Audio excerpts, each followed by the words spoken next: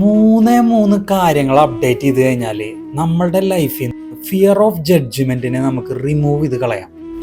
അവരെന്ത് വിചാരിക്കും, ഇവരെന്ത് വിചാരിക്കും, ഞാൻ അങ്ങനെ ചെയ്താൽ അത് പ്രശ്നമാവോ, അതിൻ്റെ പേരിലൊരു ഡിസ്കഷൻ വരുമോ? ഫസ്റ്റ് അപ്ഡേഷൻ വരുന്നത് ഫോക്കസ് ഓൺ യുവർ ഗോൾസ്. എന്തെന്നെ സംഭവിച്ചാൽ നമ്മൾക്കാണ് പ്രയോറിറ്റി. നമ്മളുടെ ലക്ഷ്യബോധത്തിന് വളരെയധികം പ്രയോറിറ്റി കൊടുത്ത് മുന്നോട്ട് പോകും.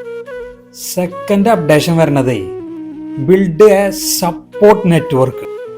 അതിന് നമ്മളെ സപ്പോർട്ട് ചെയ്യാൻ പറ്റിയിട്ടുള്ള, നമ്മളെപ്പോഴും നിരന്തരം പോസിറ്റീവായിട്ട് എനർജറ്റിക് ആയിട്ട് നമ്മളെ മൂവ് ചെയ്യിക്കാൻ പറ്റുന്ന ഒരു നെറ്റ്വർക്ക്, ആ ഒരു ഫ്രണ്ട്സ് വലയം നമ്മൾ ഉണ്ടാക്കി തരും.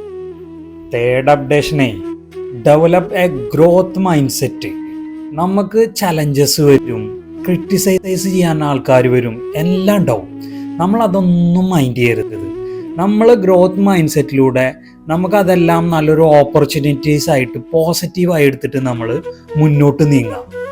ഈ 3 അപ്ഡേഷനാണ്ട് ലൈഫിലാണ്ട് ഇംപ്ലിമെൻ്റ് ചെയ്താണ്ടല്ലോ, we can remove our fear of judgement.